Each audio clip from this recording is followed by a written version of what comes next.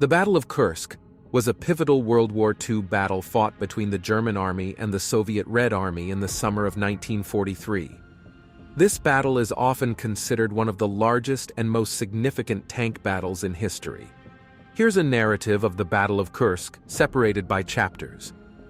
Chapter 1. Prelude to Battle. In early 1943, the Eastern Front of World War II had reached a critical juncture. The German army had suffered defeats at Stalingrad and in the Battle of Moscow, weakening their eastern front lines. Soviet forces, meanwhile, had gained confidence and strength. As the spring thaw came, both sides prepared for a new confrontation. Chapter 2. German Offensive Plans. The German High Command, led by Field Marshal Erich von Manstein and General Walter Model, devised a plan codenamed Operation Citadel. This plan aimed to encircle and destroy a large portion of the Soviet forces near the Kursk salient, a bulge in the front lines. The Germans believed that a decisive victory at Kursk could turn the tide of the war. Chapter 3. Soviet Defensive Preparations.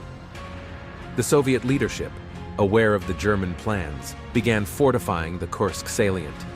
Marshal Georgy Zhukov, who was in charge of the Soviet defenses, oversaw the creation of a formidable defensive system.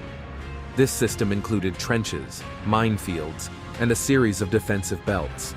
Thousands of tanks and troops were also deployed. Chapter 4. The battle begins.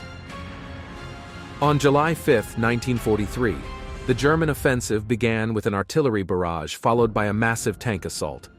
The German forces, including the fearsome Tiger and Panther tanks, made initial gains but soon encountered the Soviet defensive lines. Fierce battles raged along the front. Chapter 5. Soviet Counterattacks. As the German advance slowed, the Red Army launched counterattacks, using their own tanks, including the T-34. The Soviets also had the advantage of numerical superiority and the ability to resupply more easily. Chapter 6. Battle of Prokarovka.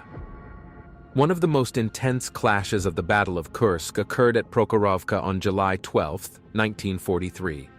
It was a massive tank battle, with hundreds of armored vehicles engaged in close combat. The Soviets managed to halt the German advance, though both sides suffered heavy casualties. Chapter 7. Stalemate and German Withdrawal. As July turned into August, the Battle of Kursk reached a stalemate. The Germans had been unable to break through the Soviet defensive lines, and their losses were mounting. Realizing the futility of the operation, German forces began to withdraw. Chapter 8. Aftermath. The Battle of Kursk marked a turning point on the Eastern Front. The Germans suffered substantial losses and were forced onto the defensive for the remainder of the war. The Soviets emerged with a newfound confidence and momentum that would eventually lead them to Berlin. Chapter 9. Legacy. The Battle of Kursk remains a symbol of Soviet resilience and the beginning of the end for the Third Reich. It also showcased the importance of prepared defenses and the effectiveness of the T-34 tank, which became legendary. In the end, the Battle of Kursk was a brutal and costly confrontation that altered the course of World War II in favor of the Allies, ultimately contributing to the downfall of Nazi Germany.